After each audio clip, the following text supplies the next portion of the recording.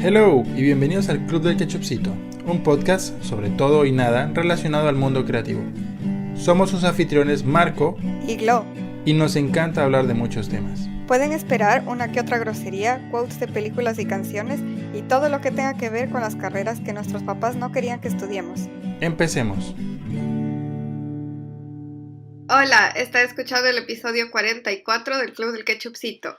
Hola, ¿qué tal? ¿Cómo están? ¿Cómo me les va? Buenos días, buenas tardes y muy buenas noches. Bienvenidos al Club del Ketchupcito. ¿Quién les habla? Su amigo Marco.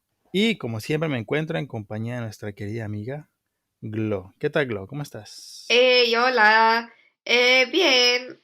Bueno, aquí estamos en un día festivo y nada, al fin pude descansar un poquito. Esa es mi única novedad. Oye, sí. Yo vivo muy despistado de los festivos y les cuento, si no es por Glo no me entero. Menos mal me avisaste, así pude descansar un poco. Este es un festivo rarísimo.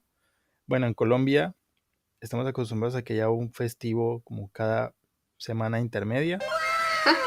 Pero normalmente se organizan seguidos los festivos y en este caso, no sé si pasa siempre en España, pero es como que el lunes es festivo, o sea que es puente, pero luego martes a trabajar, pero luego el miércoles se vuelve a ser festivo. Entonces es una cosa rarísima. Es como que te interrumpen ya el impulso que llevas al descanso y como que te cortan la inspiración, no sé. Me siento como cuando te despiertas y queda muy poquito para tu hora de prepararte para el colegio o el trabajo, lo que sea. Sabes que puedes dormir un poquito más, pero ya te levantaste antes, es como que, ¡ay! Rompí la racha. Sí. Pero si te vuelves a dormir y te vuelves a despertar, ya no estás con la misma energía. No, peor aún, si te vuelves a dormir, luego te despiertas una hora después. Sí. O sea, es como que vuelves a trabajar, pero luego vuelves a tener el día libre y luego vuelves a trabajar y ya no estás con la misma energía. Y es así como que se acaba esto rápido. Sí. No sé qué clase de troleo festivo sea este, pero está muy extraño. Igual, estamos entre colegas freelancers, entonces yo creo que esto de vacaciones y festivo pues es una cosa muy rara entre nosotros. En nuestro gremio eso de tener un día libre organizado o una semana libre organizada durante el año es raro. No, pero sabes que cuando trabajaba en el restaurante este que les he contado otras veces, Ajá. trabajé ahí más de 3 años en realidad. ¡Órale! Y justamente nos hacían ir los días de festivos y nuestro cumpleaños y lo que sea. O sea, No. como, no importa, el día que te toca trabajar, te toca trabajar. Y entonces ahí yo me acostumbré a que no tenía festivos. Y después, cuando ya tuve un trabajo regular, como contratada, era como, ¿qué es esto del festivo? No entiendo. Porque Sí. para mí era como, yo tengo que trabajar. Y después ya me acostumbré. Y después venir acá y empezar la vida freelance, ya no tengo esos festivos. Así es. Entonces es como, tengo muchas ganas de tener vacaciones, pero sé que no puedo tener vacaciones todavía. Entonces, Ay, sí. ahí Pero va. algún día, Glo. Algún día, cuando nos independicemos y que Chupcito Studio esté produciendo un montón de dinero, nos daremos esos lujos que nos merecemos. Por supuesto que sí. Sí. Y bien, otra cosa que no para, aparte del oficio de ser freelancer, es el chisme. Y en el episodio de hoy vamos a estar contando chisme. Aquí para todas las Karens. Pues sí, este es un episodio íntimo. Va a ser entre Glo, Marco y tú que nos estás escuchando.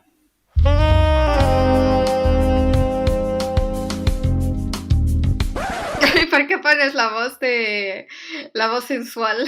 ¿Eso es íntimo? Tómalo Entre como tú, quieras. yo y el que nos acompaña. Que por cierto, hablando de chismes y cosas creepy antes de ir a nuestro tema, ¿tú sabías que el tono de voz que hacía Bob Ross, el señor que dibujaba con su gran afro, lo hacía con intención medio sensualonga y Ay, no ¿en serio? relajante. Sí, lo What? siento, me dañó a mí todos los episodios de Bob Ross y necesito compartir esta tragedia con ustedes. Sí, el tipo quiso darle un tono muy cautivador, porque este programa iba enfocado a las madres que les compraban artefactos o accesorios, perdón, de pintura a sus Ujú. hijos. Así que él les hablaba de una manera muy sensual y cautivadora. Yo pensaba que era más como relajante, así tipo estoy pintando y no Exacto, sé qué. exacto. Yo pensaba, qué señor tan tranquilo. Hay mucha paz con el señor Bob Ross por alguna razón. Hinche Bob Ross. Bueno, ojalá lo haya cumplido. Sí, sí, lo cumplió. Bueno, eso podría ir para otro episodio, otro chisme, porque el chisme es largo con Bob Ross. Pero hay un documental muy revelador en Netflix que les recomiendo sobre Bob Ross y su propiedad. El precursor del ASMR. Oye, sí es cierto.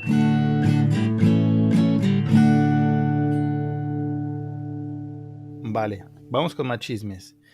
Elegí el tema de hoy a partir de una noticia que sucedió en las recientes semanas a la hora en que grabamos este episodio. Y sucedió en Colombia.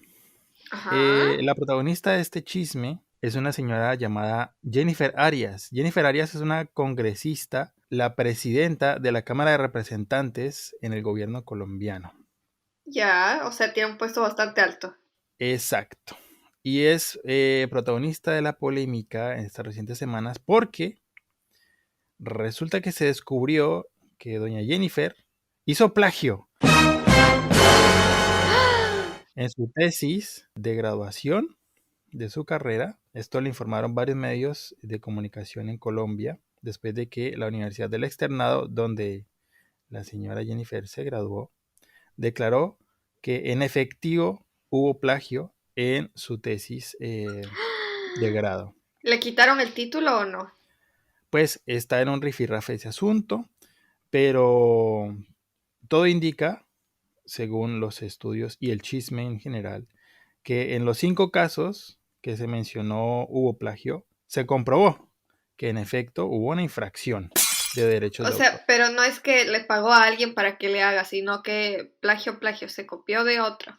Así es, la señora Jennifer que se copia, que se roba información de otro autor.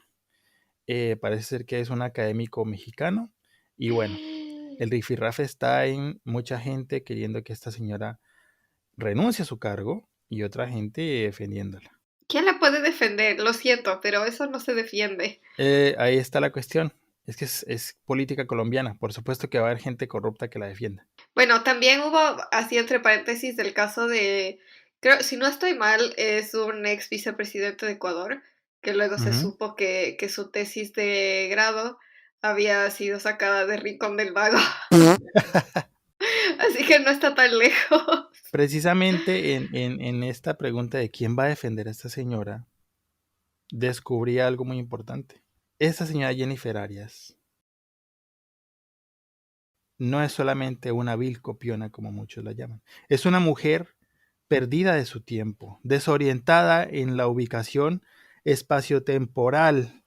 Lo que pasa es que esta señora no es que sea una cochina copiona, como muchos le dicen. Esa señora es una copista de la edad medieval, sino que viajó al futuro y sigue ejerciendo su labor.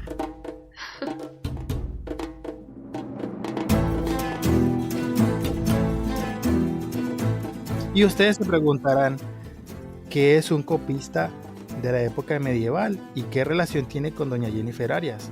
Pues en este episodio de Ketchupcito vamos a hablar precisamente de quiénes son, qué hacían y a qué se dedicaban los copistas en la época medieval. Quiero saber. Chan, chan, chan. Chan, chan, chan.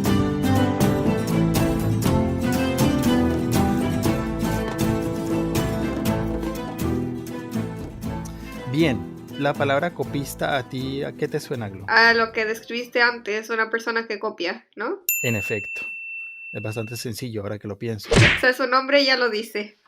No es, No es un gran desafío. En efecto, es una persona dedicada a copiar. Pero ¿qué copiaría esta persona en la época medieval? ¿Qué había para copiar en la época medieval? La Biblia. Bueno, por ahí va el asunto. Bueno, los libros, sí, sí. Libros. Resulta, resulta que, bueno, en la historia sabemos que la imprenta fue la que hizo un antes y un después en la Ajá. reproducción de información. La imprenta, ustedes por supuesto ya lo saben, pero se lo recuerdo. Fue inventada por el señor Gutenberg y esto pasó en el siglo XV. Así que mucha gente tiende a pensar que los libros a partir del siglo XV se empezaron a producir en masa y hablamos de libros desde el siglo XV. Pero, ¿habían libros antes del siglo XV? Claro. Pues resulta que sí, en efecto. ¿No son todos los que se quemaron en la biblioteca de Alejandría? ¿No? ¿Eso fue antes del siglo XV o me estoy inventando? Puede ser, puede no ser, la verdad no tengo el dato. En donde salía toda la información escondida sobre los extraterrestres que nunca lo sabremos. Eso seguramente lo saben las personas de History Channel. Aliens. Pero aquí les va un pequeño contexto de qué pedo antes de la imprenta. Específicamente del siglo V al XV, que fue cuando llegó la imprenta. Mucho antes del libro como lo conocemos hoy en día, había unas cosas llamadas rollos o rótulos también. Es como de las reproducciones de libros más antiguas. Pero ¿cuál es el rollo con los rollos? Era un formato muy incómodo. Imagínense una hoja que se extiende de 9 a 10 metros de longitud. Por supuesto, como su nombre indica, pues esta hoja se enrollaba. Pero ¿qué pasa si tú vas al final y necesitas repasar algo del principio? Pues tienes que devolverte y volver a enrollar y desenrollar hasta el principio. Y bueno, Es esos como se ven en las típicas películas así súper antiguas que viene un tipo que es como que el que dice las noticias en el pueblo y saca el rollo y hace ¡zas! exacto. Y dice, escuchen todos, no sé qué, es ese.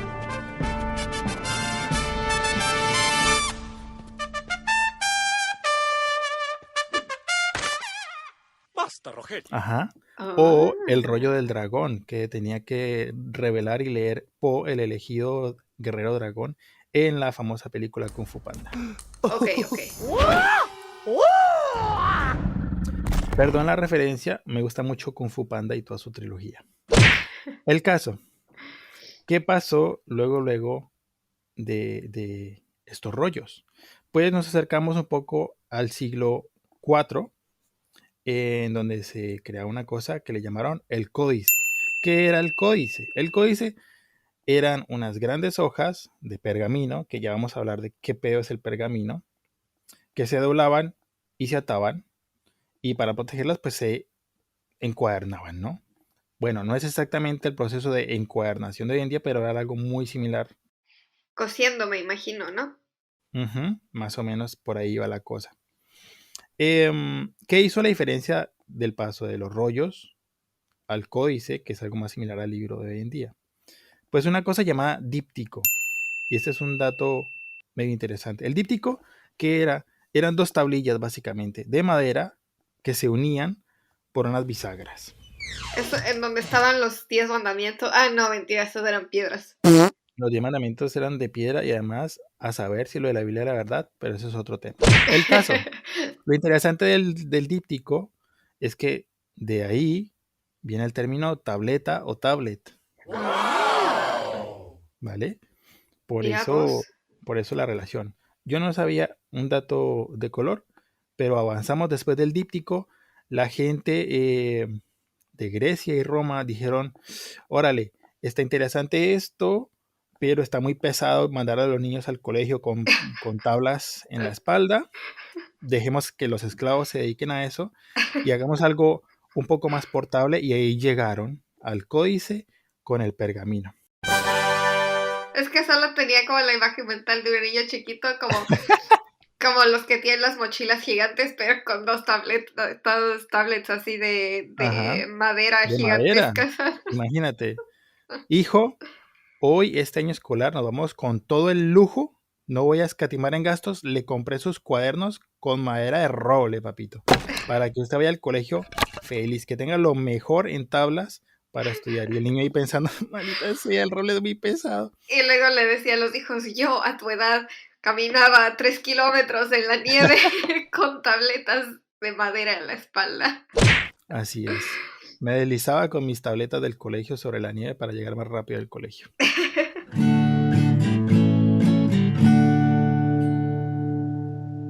El caso.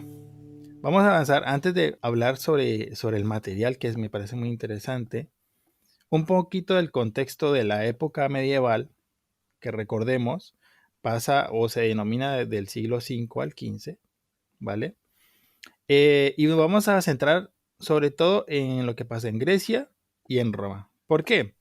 Ustedes, los que más saben del tema, dirán, Marco, incluso antes de esa época, ya habían textos y manuscritos en el antiguo Egipto. Y yo les diré, por supuesto, me vi varias películas de la momia, yo lo sé.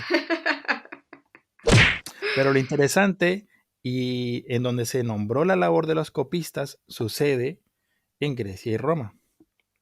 Así que esto dice Wikipedia sobre el oficio de ser copista. Este oficio que desempeñaban los siervos comienza en Grecia y más tarde en Roma.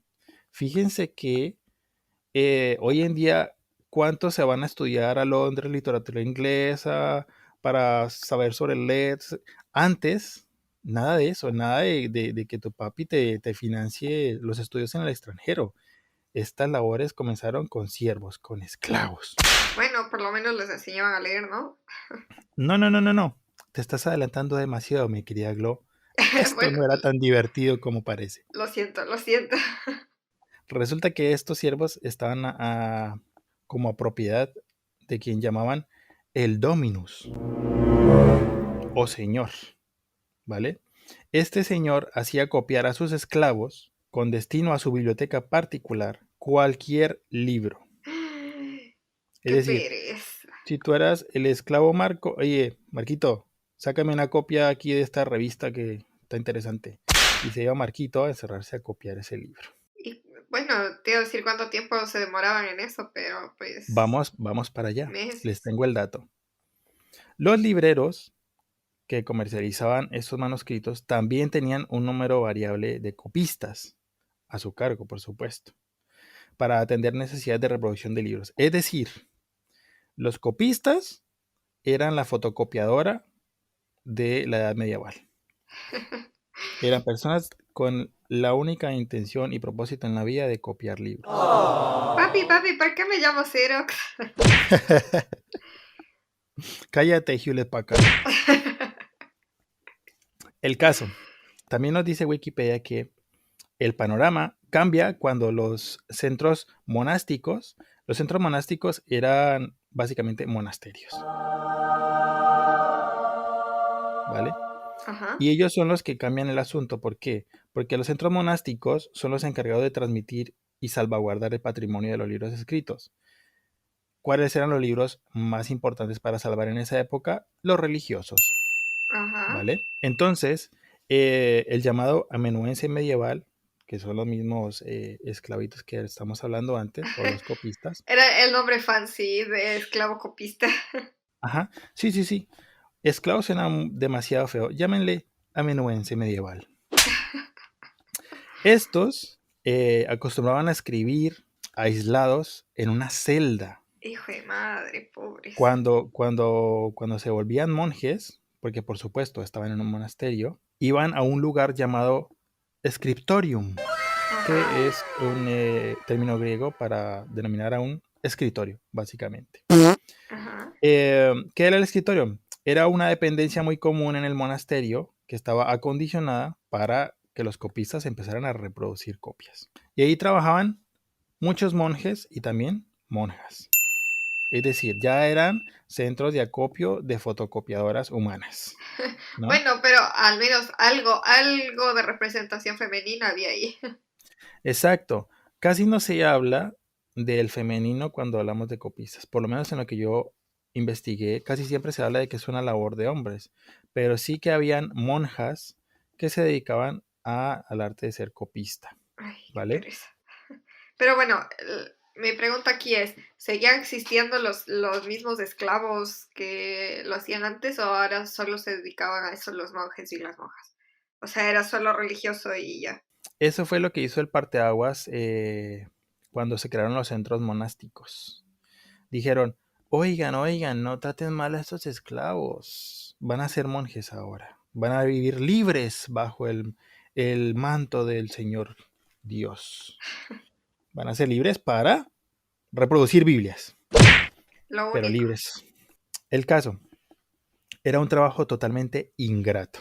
Te obligaba a forzar la vista porque había una luz muy pobre en el lugar. O sea, no estamos hablando de un estudio con luz iluminada, un ventanal hermoso. No. Estamos hablando de lugares llenos de moho, con humedad, muy poca luz, mejor dicho. Las peores condiciones para que tú utilices tu vista. Porque por supuesto, para copiar libros tienes que tener un muy buen ojo y estar muy atento a lo que vas a copiar y escribir. Y me imagino que en esa época tampoco habían las plumas o los bolis más automáticos, ¿no? Sino como de la No, tinta con el tintero y todo eso. así es. Y les voy a mencionar los útiles también. Pero recuerden una cosa también, aumentando detalles sobre la tortura que era ser copista en ese entonces. Cada día el copista trabajaba en un fragmento del ejemplar o el modelo que estuviera encomendado a copiar. Podían trabajar varios copistas al mismo tiempo en el mismo códice. Recuerden que códice era como se le llamaba al formato de libro en esa época. Es decir, podían bien agarrar el esclavo Marco a que me copie un solo libro o podían repartirlo entre varios esclavos, cada uno unas páginas y otro otras y así. Dependía del señor dueño de todo este rollo, el Dominus, la repartición de la labor copista. Trabajo muy duro, como un esclavo Ay, ya se me olvidó todo. Bueno, páguenme dinero. Y bueno, una vez que establecemos el contexto de qué pasaba en la época medieval y cómo se empezó a crear la labor del copista, vamos a hablar ahora sí de cuáles eran los útiles escolares de un copista en aquella época y cómo se fabricaban, que es muy interesante también.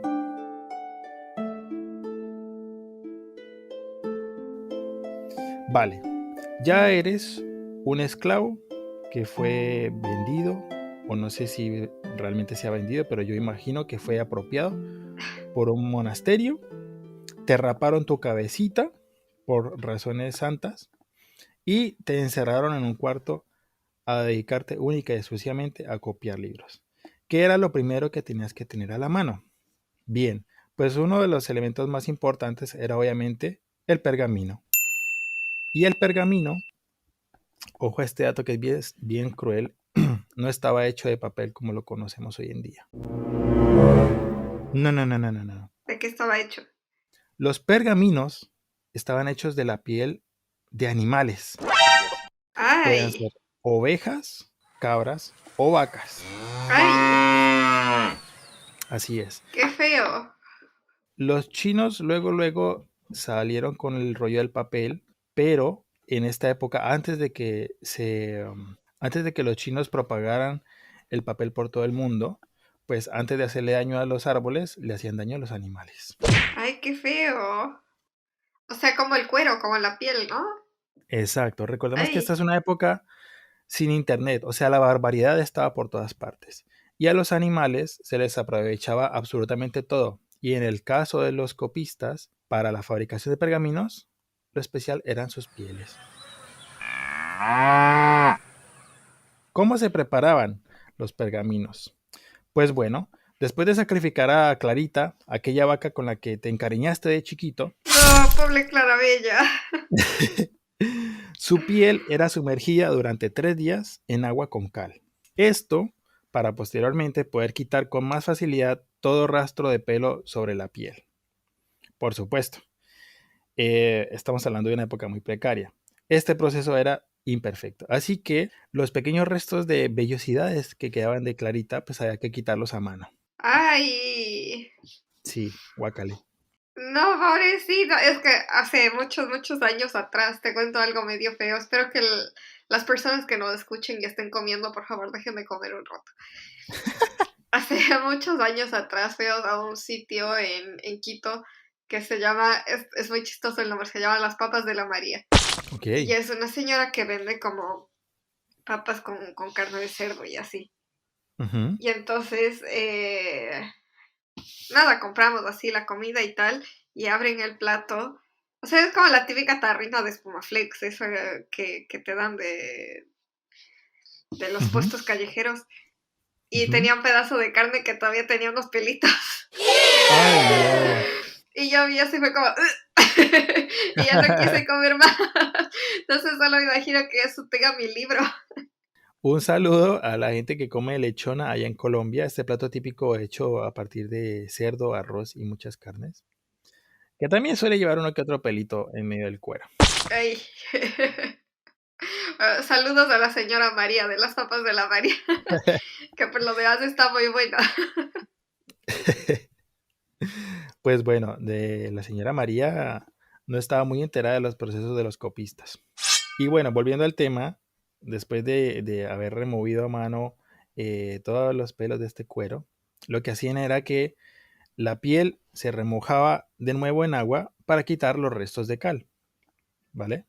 Ajá. Luego se ponía a secar y se ponía a secar totalmente estirada, sujetada de todos los bordes o los bordes que pudieran durante varios días. Como si no fuera suficiente con el crimen que cometieron con la pobre Clarita, toda la casa permanecía llena de pieles estiradas esperando a secarse, como una escena de la película de la masacre en Texas. Horrible. ¡Ay! ¡Qué feo! ¡Qué creepy! Después de esto, para finiquitar los detalles del pergamino, la piel que estaba seca era lijada para alisarla y luego se untaba con polvo de piedra. Esto último para asegurar que la tinta de las letras se impregnara con éxito sobre la piel de Clarita.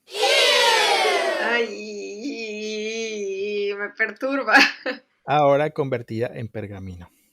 Finalmente, una vez que estaba lista, la piel convertida en pergamino, pues se cortaba en uno o dos pedazos, dependiendo de la cantidad o cómo quisieran organizar las hojas.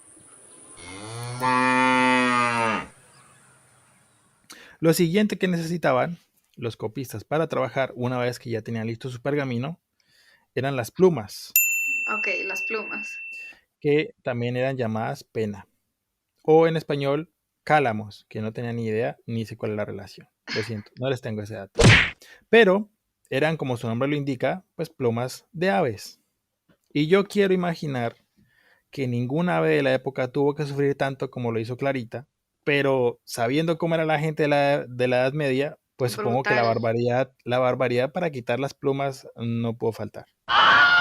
Para preparar estos instrumentos de escritura no bastaba solo con arrancarle una pluma en el trasero al primer habichucho que se posaba descuidadamente sobre tu casa.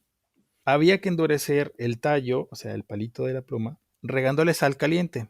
Esto se me hace súper raro, no sé cómo funciona químicamente, pero el caso es que esto ayudaba a que se endureciera y luego pudieran cortar el tubito de la pluma para darle la forma precisamente de punta para escribir, Ay, ¿vale? pero cómo era lo que me estoy imaginando después de que lo que contaste es Ujú. que era como hacen un tatuaje, ¿no? O sea, de ir metiendo así la tinta en este Así es. espacio de piel. Las plumas gruesas básicamente son como un tubito vacío, ¿vale? Ujú.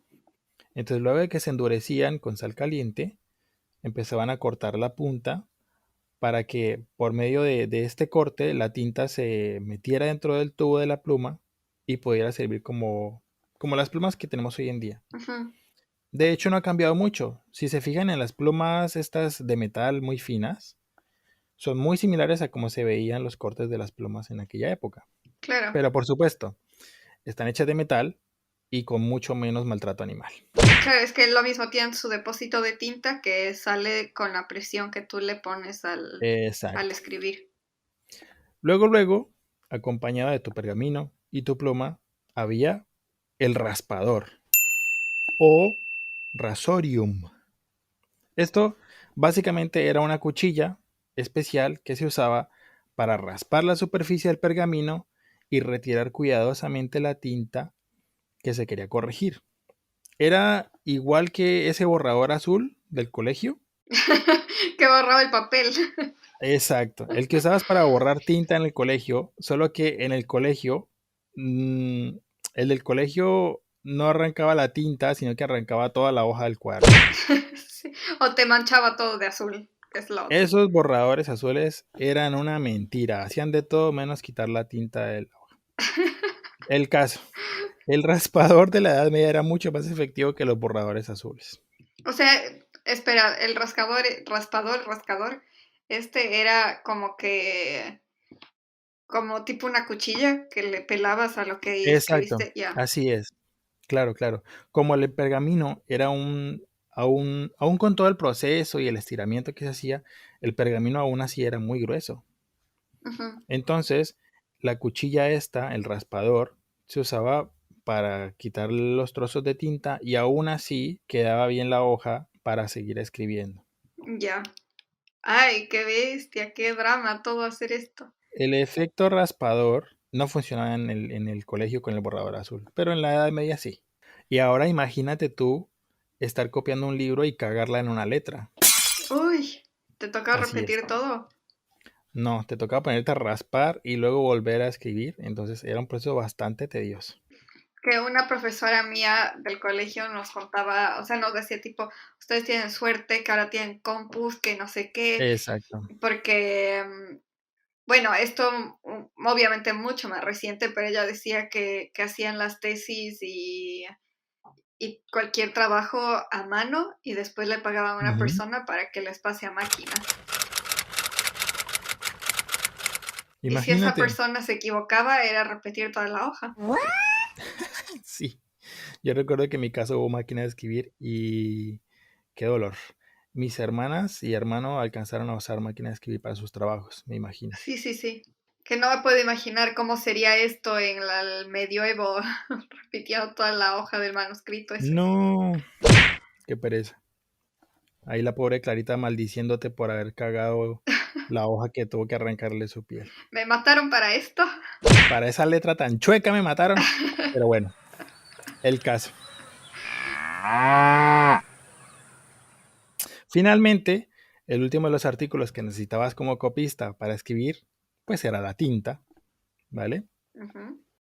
Y pasaban dos cosas. En ese entonces habían tintas de color y tinta negra. Los copistas hacían las tintas de gran variedad de elementos. Los más comunes fueron llamados agallas, que es como una especie de fragmento o sustancia proveniente de los robles, ¿vale? Ujú. A ese tipo de tinta se le llamaba pigmentum. Luego se empezaron a crear más pigmentums de otro tipo de materiales y ahí empezaron a surgir los colores. La tinta negra, que era la más común, estaba hecha de carbón disuelto y a esta le llamaban atramentum, Pero disuelto como en aceite, en agua o en alguna en un cosa. tipo de aceite y agua. Haz de cuenta que empezabas a machacar el pedazo de carbón y lo Ajá. machacabas y machacabas y machacabas hasta que quedaba un polvillo y ese polvillo se mezclaba con un tipo de líquido aceitoso que lo convertía en tinta. Ok, ok, ok. Y aquí hay un dato de color. Resulta que la tinta más difícil de hacer en la antigüedad era la tinta de color púrpura o de color morado. Ujú. Yo averigüé esto en un video donde hablaban del por qué la mayoría de las banderas del mundo no tenían color morado. Y es verdad. Si te pones a pensar, Ah, ¿cuántas banderas de países tú conoces que tengan el color púrpura o morado?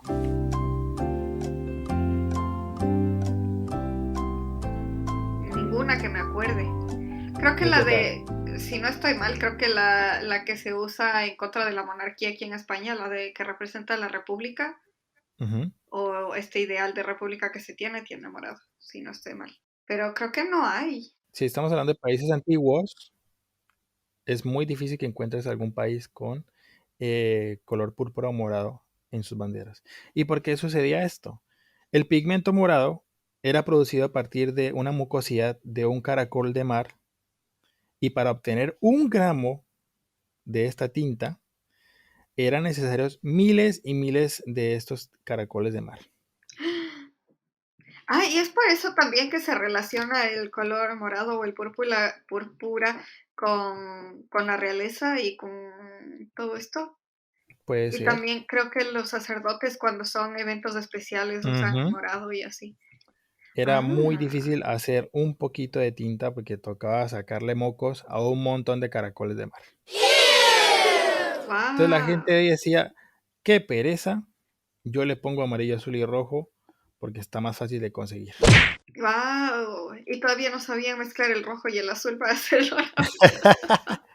Es que eran pigmentos, o sea, ya hacer el color base era un proceso químico muy Mm, difícil. ok, ok, ok. Luego combinarlos era más difícil. El caso es que, fíjate lo difícil del color púrpura. Solamente hasta el 1856 se encontró una manera de producir en masa el color morado. Ah, wow. Es súper Imagínate, hasta el reciente. 1856. Ajá. Y fue Wow, gracias a un químico británico llamado William Henry Perkin. wow. El caso, también agregándole más color a estos datos de color, hablando sobre tintas en la época medieval, hay que mencionar una cosa que me pareció muy interesante. Y es que, si bien los copistas en un principio se encargaban de copiar y recrear todo el contenido de los libros, con el paso del tiempo, las labores dentro del oficio se fueron especializando. Es decir, los libros antiguos que llevaban letras e ilustraciones también gráficas, todas las hacía el copista, ¿vale? Ujú. Ay, esas ilustraciones medievales son más feas. Oye, No, esos en pobres no tenían serio. referencias buenas. Son súper. Era un proceso muy tortuoso. Así que hacían su mejor intento encerradas en donde tenían que estar trabajando. Me puedo imaginar, pero o sea, no sé, pónganles una sonrisa por lo menos a las personas. El caso es que con el paso del tiempo, la labor dentro del oficio se fueron especializando. Así aparecieron los llamados iluminadores, quienes se encargaban de los ornamentos y las ilustraciones que acompañaban los textos.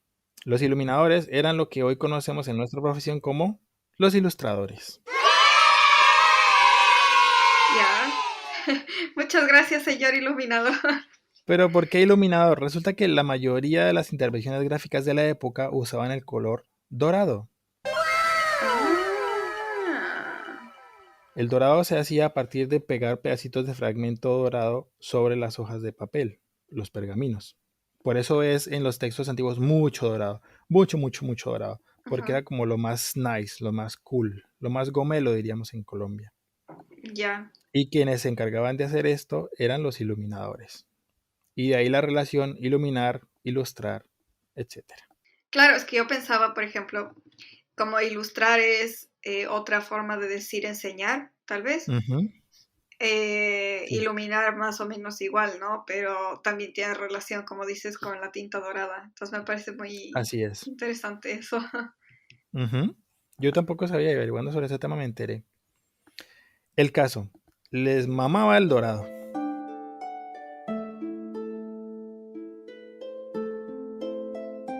Y así, haciendo el recuento, con tu pergamino, con tu pluma, con tu raspador y tus tintas, estabas listo para encerrarte como un esclavo a ser copista. Y bueno, ¿qué se Pobres. hacía en la Edad Media de libros? Vamos a hablar de los bestsellers de la época. Los que salían en el periódico, no sé, Roman Times. ¿Cuáles, antes de irnos a la época medieval, cuáles crees que son los bestsellers, el top 10 de bestsellers del siglo XX? ¿Qué libros crees que están en el top 20, el top 10, perdón, de los bestsellers del siglo XX? Número uno, la Biblia. Ah, no, Mm, del siglo XX. fuera del Ah, no, ambiente perdón, me religioso. confundí. Es que pensé que decía los bestsellers del siglo XV. No, no, no, olvidado. Glo dijo, para mí la Biblia se vende un chingo. Bueno, supongo, no sé, bestsellers del siglo XX. El Código Da Vinci, Ujú. alguno de autoayuda, Twilight, Órale, Harry fuertes Potter, declaraciones. Harry Potter, ¡Bingo! Le diste a uno. siglo XX. Ujú. Pucha, es que involucra todos los de Jane Austen y esos. O no, Es creo que es más difícil, viejo. pero te los voy a contar. Bueno, sí, cuéntame, por favor. En primer lugar, Ulises, de James Joyce. Ok. En segundo, En busca del tiempo perdido, de Marcel Proust. El tercero, Las uvas de la ira, de John Steinbeck. No les voy a mentir, hasta este punto no sé cuál es ninguno de los tres primeros. Yo tampoco. El cuarto sí es más conocido y es El diario de Ana Frank. Ah, ok. Sí, El quinto es comprensible. mucho más conocido y es El Principito, de Ok. Anthony Saint-Exupéry. No tengo ni idea de cómo se menciona, lo siento. Yo tampoco, no te puedo ayudar ahí. El sexto, un libro llamado Lolita, de Vladimir Nabokov. Ajá. El séptimo, ahí la representación colombiana, 100 años de soledad, de don Gabo García Márquez. Ah, mira, qué bien. Ujú. El octavo es 1984, de George Orwell. Ajá. Es muy mencionado, no lo he leído, pero sí que se referencia muchísimo. De hecho, creo que hay una serie de 1984. Creo que sí, sí. El noveno lugar, Matar a un ruiseñor. Ah, ese yo sí he leído, sí, sí. Como nos lo dijo Homero, no se trata de matar ruiseñores, No, no se trata que de fue matar escrito por ruiseñores. Harper Lee. Y en décimo lugar, por supuesto, está doña J.K. Rowling con Harry Potter. Ah. No, estuve todo mal. Pero ¿cuál de todos los libros de Harry Potter es el que está en el bestseller del siglo XX? El primero. El público, ¿qué dice? Escucho comentarios aquí y allá. Vale. Pues Glo le ha dado al tino. Y es el primer libro de Harry Potter el que está en el top 10 de los más vendidos. Harry Potter y la piedra filosofal. Bien, bien, bien. Pero bueno, seguramente muchos conocemos el top 10 del siglo XX, pero ¿y el top 10 o el top de la era medieval? Aquí se aplica uno, la Biblia. Pues fíjate que, aparte de la Biblia, el más conocido de los bestsellers es La Divina Comedia, de Dante Alighieri. Ah, ok. Ujú, ujú. A mí me lo hicieron leer cuando estaba en el colegio. Es este poema medieval sobre Dante atravesando las sartenes del infierno y todo este rollo, bla, bla, bla. Ajá, ajá. Hay un videojuego basado en La Divina Comedia, de hecho. No, también es que como escucho otro podcast que les recomiendo si es que quisieran escuchar, se llama Herejes el podcast.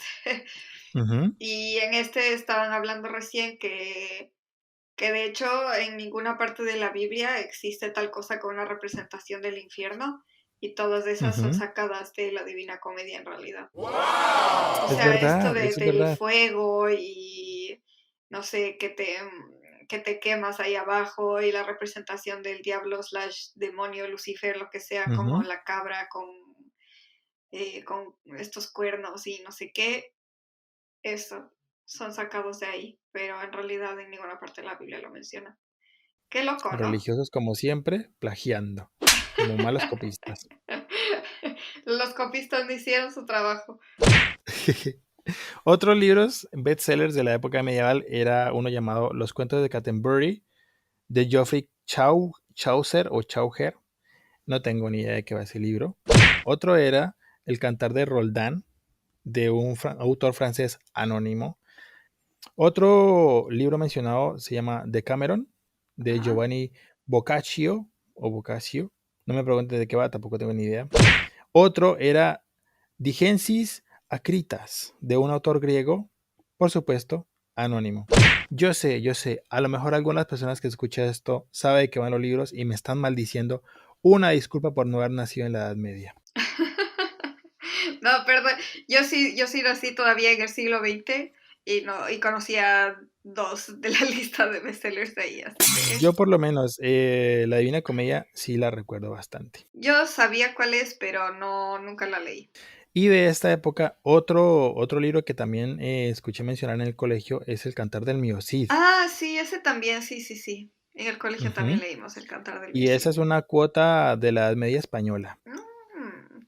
Y hay aquí en Valencia una escultura del Cid, Ujú, por si acaso. Si es que alguien aquí está en Valencia y quiere conocer, está cerca de Plaza España. Ahí ujú. hay una escultura de El Mío Cid.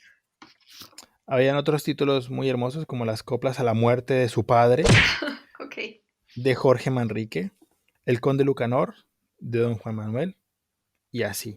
Estos eran los libros un poco más mencionados o recordados, preservados también, de la época y la literatura medieval. Por supuesto, en este top no estoy mencionando libros religiosos, que por supuesto la Biblia y las cartas a San Marcos, a San Lucas, no sé qué, eran cosas que se producían a montones. Bueno, pero por lo menos yo en mi cabeza pensaba que en esta época medieval solo, o sea, lo único que se consumía era religioso, pero mira, me acabas de Ujú. corregir. Fíjate, es verdad, se menciona bastante de la Biblia como el primer libro y no sé qué rollo, pero la verdad es que la humanidad, como buena humanidad, sabe contar historias y de Ujú, muchas cosas. Y fue gracias a la labor de los copistas que la mayoría de sus libros perduraron hasta el día de hoy. me parece muy bien.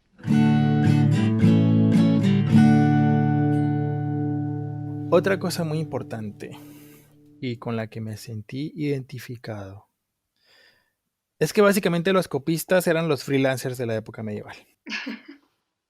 Muchas de las condiciones que ya hemos mencionado antes eran muy injustas, muy difíciles, demandantes. Y yo dije, amigo copista, yo te entiendo. Dice, trabajan muchas horas sentados, dejándose la vista y la postura y no sé qué, y es como, sí, I feel you. Exacto, vamos a hablar un poco sobre las condiciones y qué hacía falta para llegar a ser un copista en aquella época. Resulta que para poder llegar a ser un copista, los monjes más experimentados debían enseñarte desde muy pequeño. O sea, olvídate de querer elegir a qué dedicarte. En la época medieval, como eras un esclavo, la suerte que tenías era que un monje muy experimentado te agarrara para enseñarte a ser un copista el resto de tu vida. Porque créame, habían labores peores en el mundo de la esclavitud que ser un copista. Es como lo que teníamos en el máster de la clase de caligrafía con nuestra profe Nieves, Ujú, que era repetir y repetir planas de letras ujú. y de una manera específica para que te queden bien y tal cual ella nos enseñaba. Ay, sí. Muy similar, la verdad. Pero con la diferencia de que hay muchas mejores condiciones y hoy en día la labor que hacen la gente especializada en tipografía o en caligrafía es precisamente lo de preservar el arte del manuscrito. En aquella época, como le mencioné anteriormente, ellos eran fotocopias humanas, fotocopiadoras humanas. O sea, no, un copista no era en plan de, ay, qué bonito escribes, dedícate al arte de las letras. No, era, sáqueme la copia de este libro, pero ya. El famoso para ayer. Y deje de andar pidiendo comida, siga escribiendo. ¿Que quiere mejores condiciones? No, trabaje. Ujú. Pues precisamente su labor era muy dura y muy repetitiva, como lo estamos imaginando. Un copista con gran experiencia era capaz de escribir entre 2 y 3 folios por día y una obra completa era trabajo de varios meses. Así que podemos hacernos una idea del arduo trabajo que significaba copiar un ejemplar nada más. De hecho, un monje de los más experimentados, mejor, el más pro, el monje más super saiyajin, trabajando solo, era capaz de copiarse la Biblia en un año. Solo un año. Imagínate. Que la Biblia, vaya tela, ¿eh? No, es que la Biblia de la típica que nos compraban para el colegio tenía las hojas como súper, súper finitas. Y Ujú. aún así era un libro así grande y pesado. No me puedo imaginar un libro de páginas de cuero que tomó un año en escribir. Sí, ahora, ¿cuántas claritas tuvieron que sacrificarse para hacer Biblias? Madre mía. Ay, no. El caso. Completar un manuscrito era una tarea muy dura, pues los copistas tenían que escribir la semana entera durante todo el día, por lo que tenían grandes molestias como espalda vencida, músculos adoloridos, dedos entumecidos por el frío del invierno y estaban obligados a forzar la vista. Ya lo mencionamos antes, pero esto era debido a que la luz era muy pobre y que en general casi no penetraba dentro de los monasterios medievales. Es decir, tenías que sentarte a escribir y escribir y escribir en un cuarto medianamente iluminado. O sea, terrible. Escribir un libro iluminado en un lugar poco iluminado. Sí, las condiciones eran muy jodidas, tan jodidas que habían copistas que dejaban frases escondidas en los libros. Una de las más conocidas dice lo siguiente: 3 dedos escriben, todo el cuerpo sufre. Ay, no. Imagínate tú terminar el libro y lo único que tener para decir y dejar escrito como spoiler, como escena postcréditos en el libro que acabas de decir es esta frase: 3 dedos escriben, todo el cuerpo sufre. La dedicatoria. Sí, cierto. Y era muy jodido. Tú podrías preguntarte por qué simplemente no dejaban otro tipo de mensajes. ¿Por qué no decían, oigan, soy Juanito el Calvo, por favor sáqueme de este monasterio? Está ubicado en tal lugar, en tal monte. Muchos de los copistas no sabían leer ni escribir. ¿En serio? Y tú dirás, ¿qué pedo? Si estaban escribiendo libros todo el tiempo. No estaban escribiendo libros, estaban copiando libros. Se dedicaban a copiar todas las letras, ilustraciones, ornamentos y demás, pero a muchos de ellos, como esclavos que eran lastimosamente, no les enseñaban a leer y escribir por su cuenta. Ay, no. En muchos casos, los copistas no se enteraron de qué estaban copiando. Claro, para ellos eran solo símbolos ahí. El Así es. circulito con la patita y con no sé qué. Triste, pero cierto. Ujú. Y bueno, si algo positivo podemos sacar de toda esta labor de los copistas es que gracias a su trabajo, la humanidad dispone de verdaderas joyas que han perdurado y perdurarán a lo largo de los siglos. Aunque, por supuesto, como lo mencionábamos en el caso anterior, dejaron otras frases más también para asegurar que se preservaran los libros. Puto el que lo lea. Frases o escritos como el siguiente. En el final de un códice medieval se encontró esta anotación que dice: si alguno se lleva este libro, que lo pague con la muerte, que se fría en un sartén, que lo ataquen la epilepsia y las fiebres, que lo descoyunten en la rueda y lo cuelguen.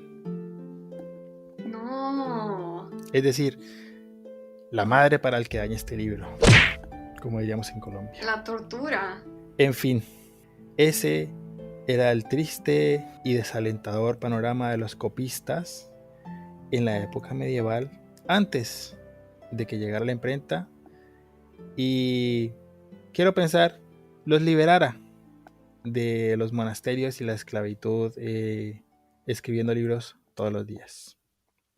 Y volviendo al chisme con el que comenzamos este episodio, mi conclusión es que Jennifer Arias, la vieja copiona, era una copista.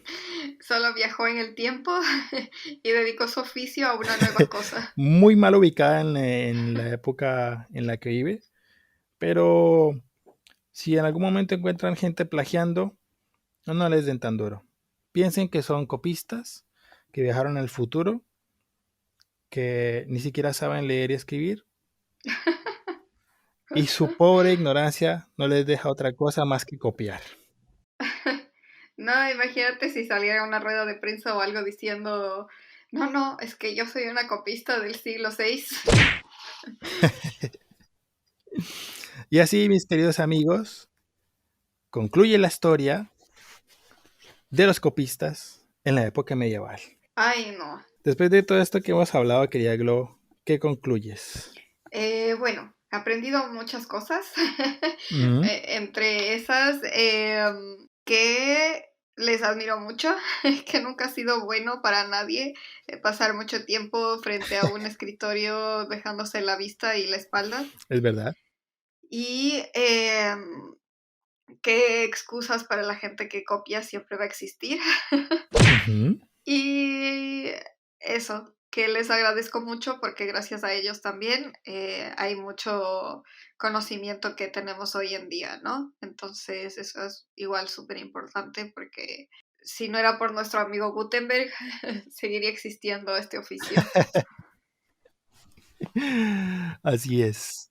Y también que no sé nada de literatura, porque nombré uno del top 10 de... Lo siento, estás fuera de la época medieval. Bueno, eso, ya no sé nada de literatura porque supe uno del top 10 de bestsellers del siglo XX, así que no, no tengo idea de nada. Y la verdad es que yo debo admitir, después de investigar sobre este tema, sí que como que despejé la duda, no tenía tan claro de en qué punto de la historia habían comenzado a producirse libros. Y la verdad es que se habla mucho, mucho de la imprenta y muy poco de qué pasaba antes, por lo menos en la cultura general. No sé tú, pero yo sobre la labor de los copistas sabía muy poco, la verdad. Sí, yo sí sabía un poco, o sea, Ujú, por el tema de los libros iluminados y todas estas cosas, pero yo pensaba que era más bien algo voluntario, ¿no? O sea, tipo, yo me uno para ser monje, para ser ujú. sacerdote, pero parte de mis labores es copiar estos libros y la Biblia, pero no sabía que era como otra alternativa para no ser esclavo o para ser esclavo de otra forma, ¿no? Y no tener condiciones tan malas de vida. Ujú. Así es. De las cosas bonitas que yo rescato, me gusta el término iluminador para quienes nos dedicamos a la ilustración. Está bien bonito. Ay, sí, sí, está súper cute. Ujú. Y bueno, aquí después de escuchar esto, yo la verdad es que aprecio un poquito más las facilidades tecnológicas del día de hoy. Que si me equivoco en una letra, yo pueda presionar una tecla y volver a intentarlo, en lugar de raspar el cuero de una vaquita. Ay, sí, pobre Clarita. Total. Y bueno, los invito a investigar un poquito más allá. La verdad es que cuando se hablan de estos temas de la época medieval y este rollo, yo también soy de los que le da mucha flojera desde el principio. Pero está bien interesante averiguarse con diferentes fuentes, cosillas así. Antes de irme, por supuesto, y hablando de fuentes, les quiero contar, yo supe esto gracias a un pequeño mini podcast, llamémoslo así, de la Fundación UNED de España, en donde entrevistan al profesor de Historia Medieval José Miguel López Villalba, un señor que sabe muchísimo sobre el tema. Pueden buscarlo para que se amplíe más, porque hay mucha información. Por supuesto, nuestra buena amiga Wikipedia estuvo metida y hay varios blogs hablando sobre literatura antigua y la cultura escrita, que está muy interesante también. Sobre todo cuando hablamos de datos curiosos, sobre cómo se producen las cosas, de dónde sacan materiales. Esos datos creo que son más chéveres para el chisme de la historia, ¿no? Claro, tenemos los bolígrafos que tenemos ahora porque un pequeño pájaro pudo sacrificar su plumita. Es verdad, sí. Un saludo allá al cielo a todas las vacas, cabritas y ovejas que sacrificaron, no solo para alimentar a la humanidad, sino para producir este tipo de cosas como los antiguos libros de la época medieval. Ay, Y bueno, no siendo más, espero haberlos iluminado, como bien lo hacían en la antigua época medieval. Y antes de irnos, por favor, cuéntanos, Glo, cómo te encontramos en las redes. bueno, a mí me pueden encontrar en Instagram como glow.designs.things y también pueden ver mi trabajo y contactarme por si necesitan cualquier cosa en mi web glowvallejo.com. Genial.